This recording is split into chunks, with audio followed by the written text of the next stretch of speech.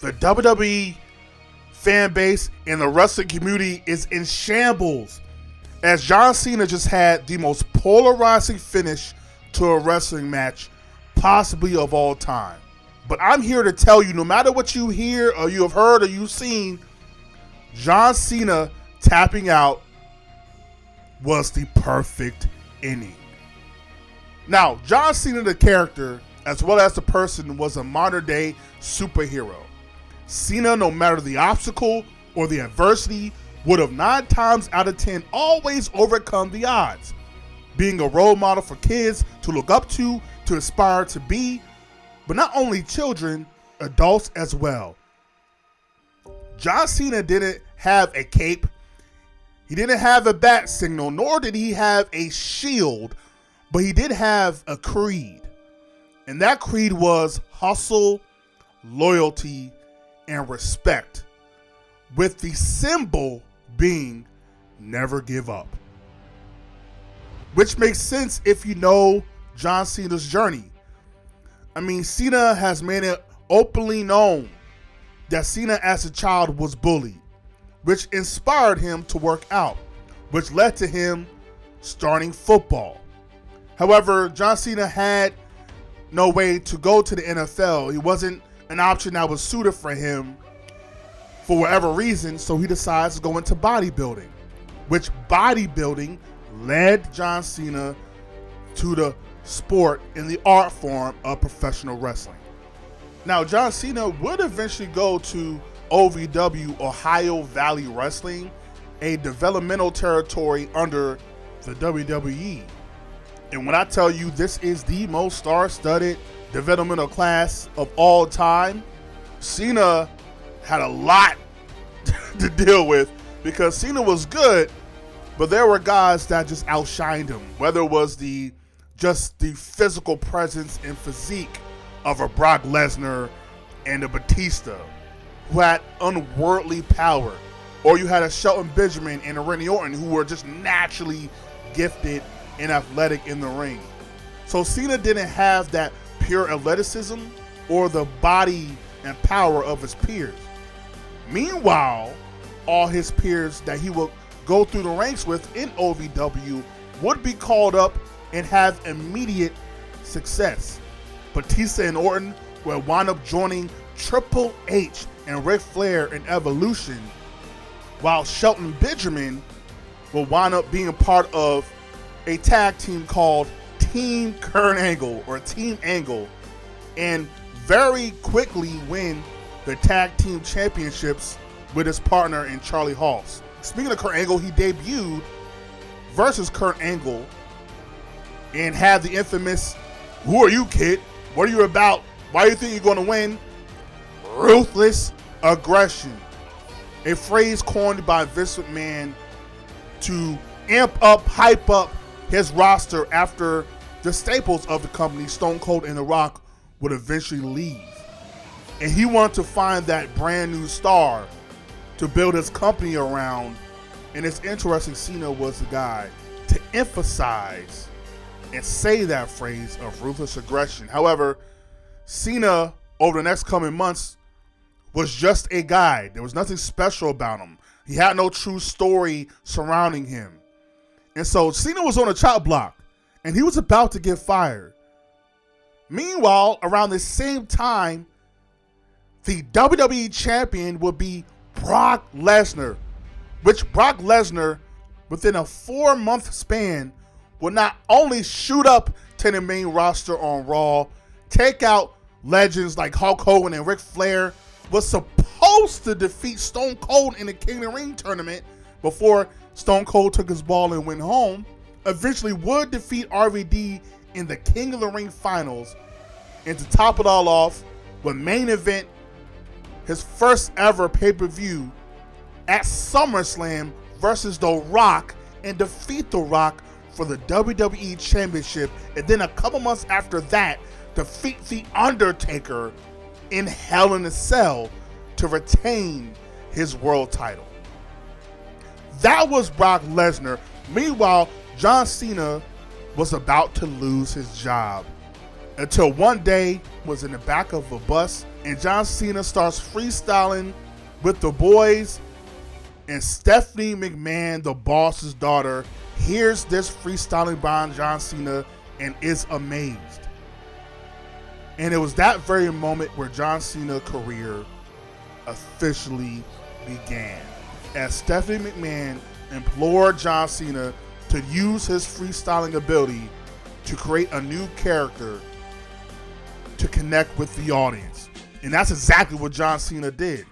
He would then come out to every arena, every city in the sports town's jersey, or maybe the rival's jersey, but also he would freestyle to the ring.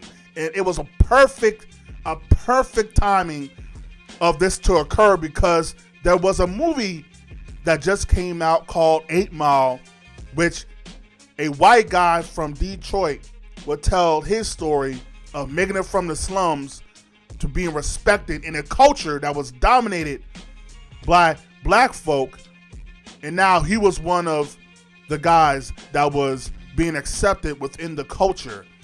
And now John Cena, being a white rapper, which was rare to see success in hip hop with white rappers, John Cena would now come off as kind of a cheap Eminem. But just like Eminem, eventually over time, he would gain the audience respect because of his rapping ability and because he felt real and he felt authentic. However, even with that being said, John Cena still wasn't an overnight success.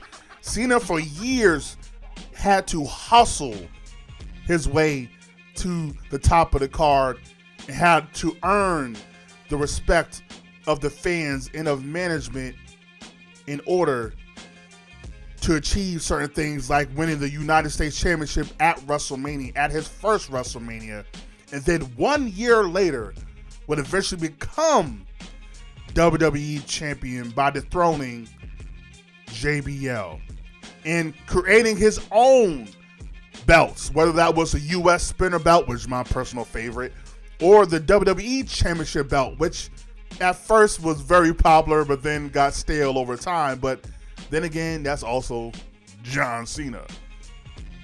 But unlike his predecessors, the top guys before him, he will actually stay loyal to the WWE and be there longer than anyone has ever seen for a top guy. I mean, he wouldn't leave for Hollywood like a rock. His body wouldn't break down, nor would he have issues backstage like a Stone Cold. He wouldn't be an egomaniac like a Hulk Hogan or Shawn Michaels. No. John Cena was the perfect top guy and the perfect face for the company that was ultimately the ultimate company guy. He never went against the norm. He never had an attitude issue. But the same guy that earned the fans' respect over years of hustling, showing his loyalty to his craft and showing his loyalty to the WWE fan base and earning their respect, eventually would turn on him. Something we've never seen before, a top babyface having almost half of the crowd boo him and the other half cheer him. Cena has known adversity his entire WWE career, and it's for a variety of reasons. Guys like Rock and Austin were so special during the hottest period in wrestling history with the Attitude Era, and unlike John Cena, Austin and Rock were the ultimate anti-hero. John Cena was a hero through and through, and half the crowd loved him for that, and half the crowd hated him. Hands down, John Cena is the most polarizing figure in WWE history. With the ironic part being, the only guy you can truly compare John Cena to at John Cena's height and prime is Hulk Hogan. In terms of a character, the guy that always won, always did the right thing, always overcame the odds, John Cena was a new modern Hulk Hogan. Again, right place, wrong time. But unlike Hogan, he wasn't a major headache and politicker that refused to put people over or was super selfish and only cared about himself. No, John Cena cared about what was best for WWE. He didn't care about what was best for John Cena. Again, that's what makes him truly the modern superhero of the WWE. However, John Cena still did have his fair share of criticism in and outside the ring, being perceived as someone who did bury talent by stopping their momentum, like the likes of Umaga, Zack Ryder, Damian Sandow, The Nexus, Rusev, countless guys that were either undefeated or had momentum, and it ran into the John Cena vortex and they got lost. But the list goes on and on. Now, it could be a fair criticism that maybe John Cena could have did more to put them over, or there's nothing John Cena could have done, and it was all a decision made by the evil boss in charge. But at the end of the day, we couldn't yell at the evil boss. John Cena was the guy that we pointed to and looked at as he was the guy that was burying and beating up all the people that we wanted to see. Like I said before, John Cena was a rare commodity as he had longevity more than a Bret Hart and Shawn Michaels, more than a Rock and a Austin, even a Hulk Hogan. He lasted longer than any of those top guys. But unlike his predecessors, again, he never changed. Outside of his t-shirts, of course, John Cena never changed, not once. He never turned on the fans. He never turned heel, which turning heel can be a refreshing persona for a character after being a good guy for so long. Look at Rock and Hollywood Rock, Austin after WrestleMania 17, Hulk Hogan with the NWO, Shawn Michaels with DX. Like, we've seen a lot of guys, top guys, turn heel and have tons of success following that decision. John Cena nor creative and management wanted any parts of that. So John Cena's biggest obstacle was not trying to become a top guy. It wasn't management. It wasn't trying to get money or fame. He had all that. John Cena's biggest obstacle for the majority and rest of his career would become trying to win over the same fans that once beloved him, now can't stand him. That was his biggest hurdle and obstacle for the majority of his career. He no longer was that rapper with the custom jerseys of the sports town. He was no longer the rebel that ruck fools and went against the system. He became the system. Once he became that guy, the top guy, his character would be the exact opposite of everything the Docker of Thugonomics, the guy that eventually would get him the U.S. Championship and the WWE Championship. He would go against everything that guy represented. Going against the system. Going against the company man. Going against the bootlicker, the ass kisser of the boss. Going against being corny and being hokey. He would be the exact guy that the Doctor of Thugonomics, John Cena, despised and went against for years. So in many people's eyes, John Cena was the villain. He was the heel. He was Mr. Company Man. While another section of the audience absolutely beloved him, and he could do no wrong. It didn't matter that he couldn't wrestle like a Shawn Michaels or had a personality like a Stone Cold. It didn't matter. It didn't matter that his wrestling matches would be predictable. It didn't matter that he would come out there with neon color shirts looking like a mascot of a college sports team. It did not matter because he was the guy, the superhero for the kids and the adults to believe in and look up to. And don't get me wrong, John Cena eventually would evolve, not as a character, but as a wrestler. And eventually in year 10, would have great matches and great feuds like him versus AJ Styles, CM Punk, Bryan Danielson. When he had to, he did deliver in the ring, and undoubtedly is probably the most hardworking wrestler in the history of the WWE, making the a million Make-A-Wishes and doing all the appearances, doing the little things that the guys before him didn't want to do. They didn't want to go to the next town. They didn't want to do the appearance. They didn't want to do the interview. They didn't want to do any of that. But John Cena did, because that was his job. However, eventually, over time, Hollywood would knock on John Cena's door. And slowly but surely, John Cena will open that door and welcome Hollywood with open arms. And so, after a while, slowly but surely, John Cena would appear less and less and less on WWE television, which will make people miss him more and appreciate him more, because the guy that tried to replace him wasn't John Cena and nowhere near close. Nor did he have the story of a John Cena getting to the top of the mountain before getting all the hate and the love that comes after that. John Cena, once he started to truly become a Hollywood star and truly become an actor and only pop up maybe twice or three times a year in WWE, would definitely be appreciated more and more as each appearance would feel special. One day in July of 2024, all things will come to an end as John Cena would reveal that he's retiring in the year of 2025.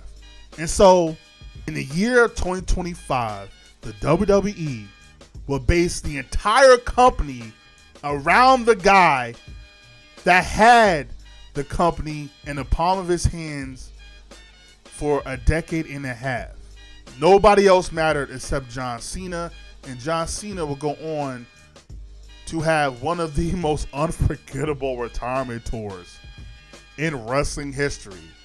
As there was one thing John Cena has yet to accomplish in his illustrious career, and that is breaking the record of what many people considered the greatest wrestler, professional wrestler of all time, breaking Ric Flair's all-time title record at 16, which John Cena at that time was tied with Ric Flair. The one thing John Cena has not done is break that record that has been in effect for 25 years. Well, John Cena would eventually go ahead and break that record by doing something nobody ever saw coming, and that's actually turning heel. John Cena would turn heel for the first time since his Doctor of Thugonomics days. He would turn heel for the first time in 20 years and will be one of the most groundbreaking, earth-shattering internet moments that will be talked about to the end of time. And do something we never actually seen before. He would turn back babyface because the crowd rejected Cena turning heel, because they wanted to cheer him, because the fans knew this is the last time we're going to see him. And so, instead of creating this elaborate story, John Cena just turns babyface and have quite possibly the best match of his entire career versus Cody Rhodes in the main event of SummerSlam, where he eventually would lose his title to Cody Rhodes, who clearly is the new face of the company. And John Cena, following this moment, will wind up doing tributes throughout the rest of his matches to all past opponents he had by doing their finishers. And that leaves the question, after everything he's done for this business, after everything that he's done for the WWE Universe, why did he tap out? Why did he give up? Well, first, let's go over Cena's retirement tour. It was a very shaky one. It had its ups, it had its downs. It was not perfect by any means, but that is typical John Cena. That is John Cena. You have some fans that actually really respected John Cena's retirement tour and respect the heel turn, even though it wasn't followed up properly or wasn't done in a certain way. They still respect the risk that Cena took and the company took to actually turn John Cena heel in his final run. Meanwhile, you have others that absolutely hated it and wish it never happened and just wanted to cheer and get all the greatest hits of John Cena in his final year. A very polarizing final year for a superstar the caliber of John Cena. But the one thing I think fans are missing about John Cena's retirement tour is that John Cena's retirement tour wasn't actually about John Cena.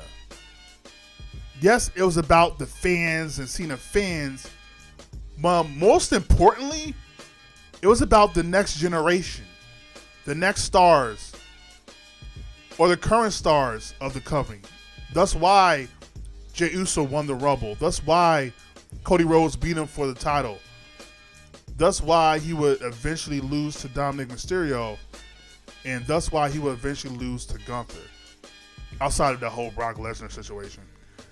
It was about building up the new stars for tomorrow. Or the new stars that are currently taking the space of the top guys within the company.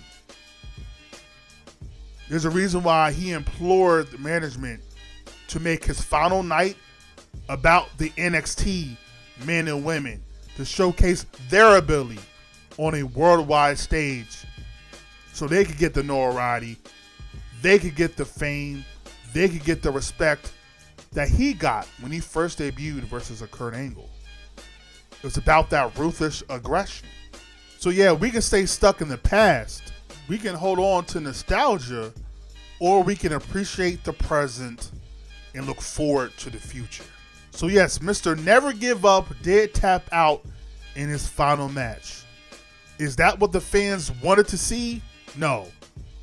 But it's what the fans got. And that's a lesson that you can't always get what you want. Life happens. And either you can dwell on it, dwell on the bad, or try to figure out how to make the best of a bad situation and move on.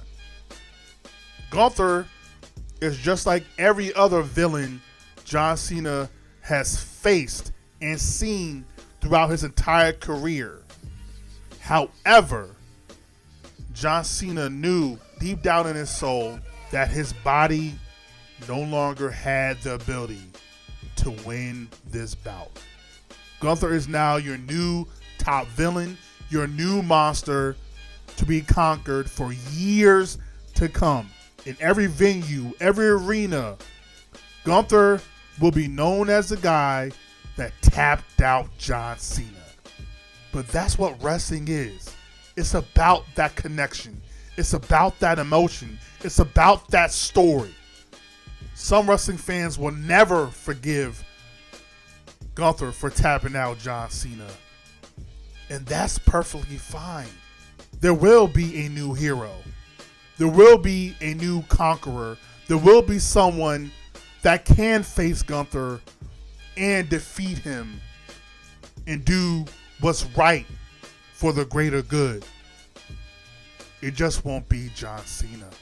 And just like Cena did all the way back in the beginning, from being bullied, from finding his passion for football, to finding his passion for bodybuilding, to eventually finding his passion for wrestling, almost getting fired, then by the grace of the wrestling gods, he found his way to keep his job through his own talent and ability to rap, and became eventually a top guy for 15 years and will have more longevity than any top guy we've seen in wrestling history. But then John Cena found his new love and his new passion and will commit to that.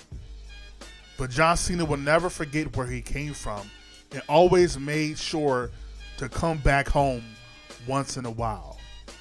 But then John Cena made the decision that it was time for him to move on from the art form and sport of professional wrestling. That's also what happens in life. We don't stay at the same job.